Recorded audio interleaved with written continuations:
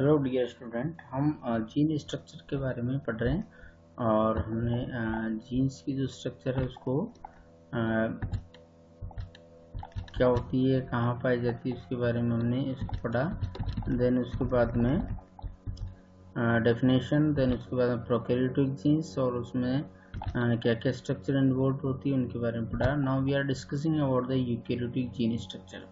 Prokaryotic जो gene structure है वो सारी स्ट्रक्चर यूकैरियोटिक जीन स्ट्रक्चर में भी पाई जाती है, लेकिन जो यूकैरियोटिक जो अगर हम बात करें तो प्रोकैरियोटिक जो कोशिकाएं होती है उनका जो काम है या उनका जो मेटाबॉलिज्म है और उनकी जो रिक्वायरमेंट है वो बहुत कम होती है। लेकिन इन केस ऑफ यूकैरियोट्स में क्या होता है, एक पूरा ऑर्गेनिज्म होता है, मोर देन वन सेल्स मिलकर के यूकैरियोटिक ऑर्गेनिज्म बनाते हैं जनरली, है ना। ये यूनिसेलुलर भी हो सकता है यूकैरियोटिक, लेकिन जैसे हम कॉम्प्लेक्स ऑर्गेनिज्म की तरफ बढ़ते हैं, जैसे प्लांट्स हैं या एनिमल्स हैं, वहाँ पर अगर हम देखें प्राइमेट्स वगैरह हैं तो उसमें बहुत सारे कैरेक्टर एक जीव को लाइफ को रन करने के लिए ज़रूरी होते हैं। तो जब हम बहुत सारे कैरेक्टर का उपयोग होता है, बहुत सारी एक्टिविटीज़ उसमें होती है, बहुत सारे हार्मोन्स, बहुत सारी मेटाबॉलिक एक्टिविटी बहुत ज़्यादा होती है। दैट मीन्स इसका सीधा सीधा मतलब ये है कि उसमें जो जीन्स हैं उनके नंबर ऑफ जीन्स भी ज़्यादा होंगे। इसके अलावा जो जीन्स की जो काम करने की जो क्षमता है वो भी अलग अलग होगी। इसके अलावा एक जो जीव यूकैरियोटिक, जो अगर हम बड़े जीवों की बात करें या बड़े प्लांट्स की बात करते हैं, इसमें एंजियोस्पर्म वगैरह की, या एनिमल्स में प्राइमेट्स वगैरह की बात करते हैं, तो वहाँ पर बहुत सारे एक्टिविटीज़ होती है, तो बहुत सारे एंजाइम्स की ज़रूरत होती है। इसके अलावा बहुत सारे ऑर्गन्स होते हैं, बहुत सारे ऑर्गन्स में अलग अलग प्रकार की एक्टिविटी होती है। अलग अलग एक्टिविटी के लिए एक पर्टिकुलर प्रकार के जीन्स की ज़रूरत होती है। फॉर एग्जांपल अगर जैसे ह्यूमंस में हम बात करें तो आईज में जो सेल्स हैं उनका काम है विज़न, तो विज़न के लिए रोड्स और कॉन सेल्स का फॉर्मेशन है, विज़न बनाना, तो वहाँ पर वो जीन्स ज़्यादा एक्टिव होंगे। एक चीज़ हमें बिल्कुल ध्यान रखना है, जैसे फॉर एग्जांपल हम ह्यूमंस की बात करते हैं तो वहाँ पर चाहे कोई सी भी सेल्स लें, नंबर ऑफ जीन्स वही होंगे। नंबर ऑफ जीन्स में किसी तरह का कोई बदलाव नहीं होता है, नंबर ऑफ जीन्स वही रहते हैं, स्पेसिफिक रहते हैं। चाहे वो हेयर सेल्स हों, चाहे वो आई सेल्स हों, चाहे स्किन सेल्स हों, चाहे किसी भी चाहे नेल सेल्स हों, वॉट एवर इट इज़, तो उसमें नंबर ऑफ जो जीन्स हैं वो सेम रहेंगे, लेकिन एक पर्टिकुलर ऑर्गन्स में एक पर्टिकुलर प्रकार के जीन्स ज़्यादा एक्टिव रहते हैं। तो जैसे नोज़ है तो नोज़ में स्मेल्स को रिकॉग्नाइज करने वाले जो जीन्स हैं वो ज़्यादा होंगे। तो कुल मिलाकर के यहाँ पर जो जीन्स की जो काम करने की जो क्षमता है वो बहुत ज़्यादा हो जाती है, मतलब यहाँ पर रेगुलेशन ज़्यादा इम्पोर्टेंट है। अगर हम यूकैरियोट्स की बात करें तो यूकैरियोटिक जो सेल्स हैं वहाँ पर जीन्स से ज़्यादा जीन्स का रेगुलेशन ज़्यादा इम्पोर्टेंट होता है। इसके अलावा एज पे भी डिपेंड करता है, बहुत सारी चीज़ें होती है। तो जो यूकैरियोटिक जो जीन स्ट्रक्चर है उसमें कुछ पर्टिकुलर प्रकार की जो स्ट्रक्चर है वो इन्वॉल्व होती है। तो उनमें से जो कुछ हम यहाँ पर लेते हैं, जैसे फॉर एग्जांपल यहाँ पे ये कौन कौन से रीजन्स होते हैं यूकैरियोटिक जीन, ये तो इसकी एक स्ट्रक्चर इसमें यहाँ पर हमने दर्शा रखी है इसकी यूकैरियोटिक जीन्स की। और इसमें एक्सोन्स होते हैं, इंट्रोन्स होते हैं। एक्सोन्स क्या होते हैं? एक्सोन्स डीएनए का वो पार्ट होता है जिससे वास्तव में मैसेंजर आरएनए का फॉर्मेशन होता है। इंट्रोन्स कौन सा पार्ट होता है? एक्सोन्स के बीच का पार्ट, एक्सोन्स के बीच का वह पार्ट जो मैसेंजर आरएनए का फॉर्मेशन नहीं करता है, उसको हम इंट्रोन्स के नाम से जानते हैं। देन उसके बाद में प्रोकैरियोट की तरह इसमें भी प्रमोटर रीजन्स होता है, टर्मिनेटर सीक्वेंस होती है, अपस्ट्रीम सीक्वेंस होगी और डाउनस्ट्रीम सीक्वेंस इसमें भी होती है। इसके अलावा इन्हेंसर और साइलेंसर भी होते हैं, ठीक है, ये प्रोकैरियोट में भी होते हैं इन्हेंसर और साइलेंसर। ये वो सीक्वेंस होती है जो या तो उस जीन्स की एक्टिविटी को बढ़ा देगी या उस जीन्स की एक्टिविटी को घटा देगी। तो ये इन्हेंसर हो सकता है या जो सीक्वेंस है वो साइलेंसर के रूप में काम कर सकते हैं। देन उसके बाद में signal, upstream sequence signal for addition of cap.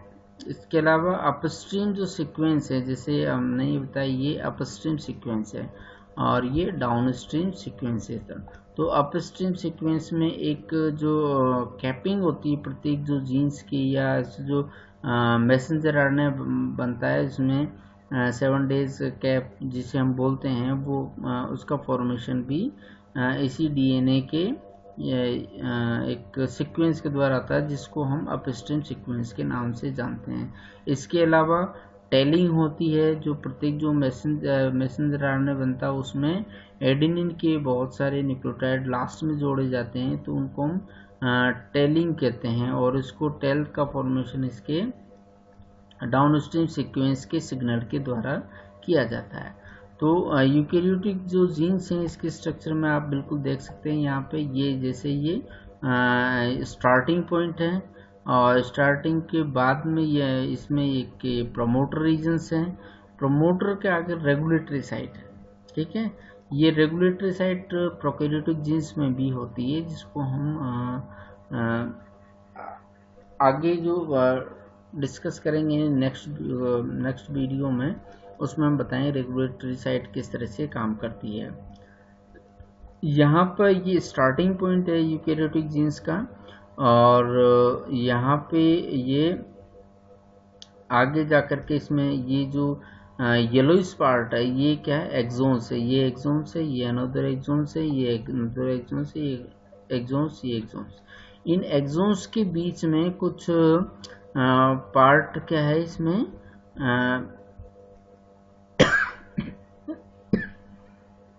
ऐसा भी है जिनसे मैसेंजर आरएनए का फॉर्मेशन नहीं होता है, तो उनको हम इंट्रोन्स के नाम से जानते हैं।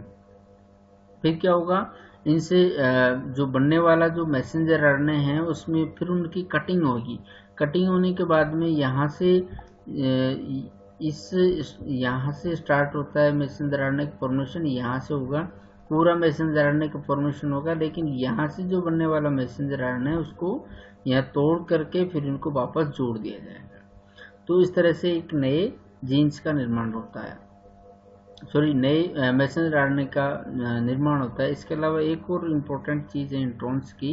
इंट्रोन्स का क्या है कि फॉर एग्जांपल इसमें इससे बनने वाला जो मैसेंजर आरएनए है, एक में एक इंट्रोन्स को तोड़ दिया जाता है, किसी में ये एक इंट्रोन्स को काम में ले लिया जाता है, मतलब ये ट्रांसक्राइब हो जाएगा, तो उससे एक नया जीन्स या नया कैरेक्टर उसमें इन्वॉल्व हो जाएगा। इसके अलावा दो इम्पोर्टेंट साइट्स होती है जिनको 5 डेज यूटीआर मतलब अनट्रांसलेटेड रीजन्स और 3 डेज यूटीआर के नाम से हम जानते हैं, जिनके फंक्शन के बारे में अभी हम डिस्कस करेंगे। यहाँ पर ये 3 डेज एंड हैं, यहाँ पे ये 3 डेज एंड हैं, ये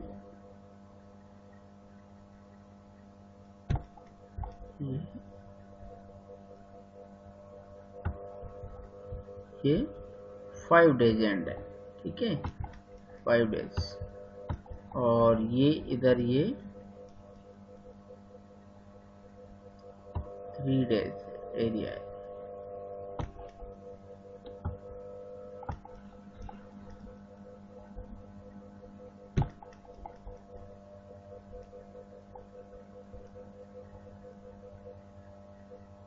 ओके, ये 3 डेज एरिया, और ये जो सीक्वेंस है ये 5 डेज से 3 डेज की तरफ हम इसको मानते हैं, ठीक है।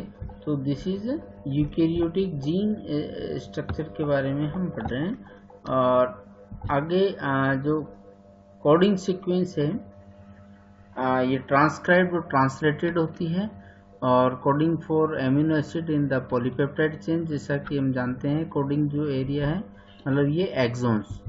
देन उसके बाद में vary in number sequence and length, a gene start and end with exons. 5 days से 3 डेज की तरफ ये रहेगा। Some exon include untranslated regions, ये यूकैरियोटिक जो जीन्स है उसके स्ट्रक्चर हो गए।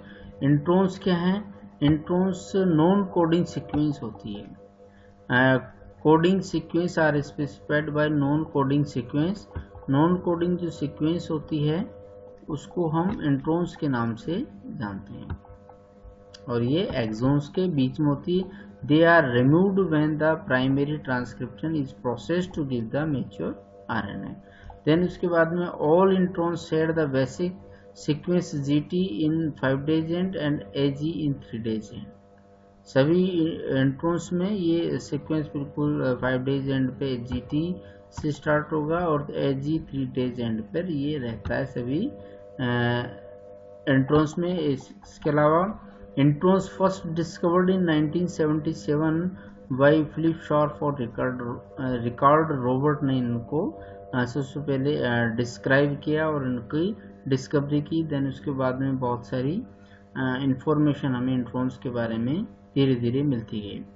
इंट्रोन्स का महत्व क्या है, इसमें कुछ यहाँ पर हमने आउटलाइन किया हुआ है। Introns don't have specific synthesis of protein but have other important cellular activities. Many introns encode RNA that are major regulator of the gene expression. कुछ ऐसे इंट्रोन्स होते हैं जो जीन एक्सप्रेशन को रेगुलेशन में काम करते हैं, और content regulatory sequence and control transcription. Messenger RNA की जो प्रोसेसिंग है, मैसेंजर आरएनए की जो प्रोसेसिंग है, एडिंग, टेलिंग, कैपिंग, ये जो होती है इन सबको ये बहुत ज़्यादा रेगुलेशन इनका करते हैं, क्योंकि इसी के द्वारा कौन सा पार्ट कटना है, कौन सा पार्ट जुड़ना है, उन सबको इंट्रोन्स निर्धारित करने में सहायक होते हैं।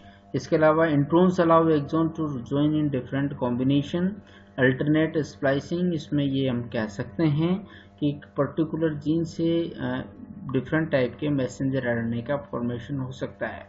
इसका सीधा सा मतलब यह है कि एक जीन से मोर देन 1 प्रोटीन का फॉर्मेशन हो सकता है बाय अल्टरनेटिंग स्प्लाइसिंग, जिसको हम ट्रांसक्रिप्शन के दौरान हम पढ़ेंगे थोड़ा सा। और important role in evolution by facilitating recombination between exon of different genes. Exon shuffling genes के नाम से जानते हैं, और ये जैसा कि हम बार बार बात करते हैं कि इवोल्यूशन में इन जीन्स की कितने जीन्स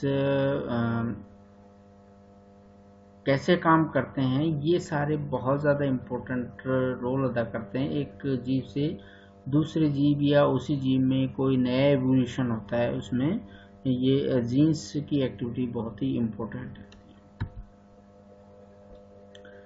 प्रमोटर रीजन्स की अगर हम बात करें इसमें यूकैरियोटिक जीन्स में, तो promoter is a regulatory region of DNA located upstream controlling gene expression, जैसा कि हमने प्रोकैरियोटिक में भी देखा था। उसमें जहाँ से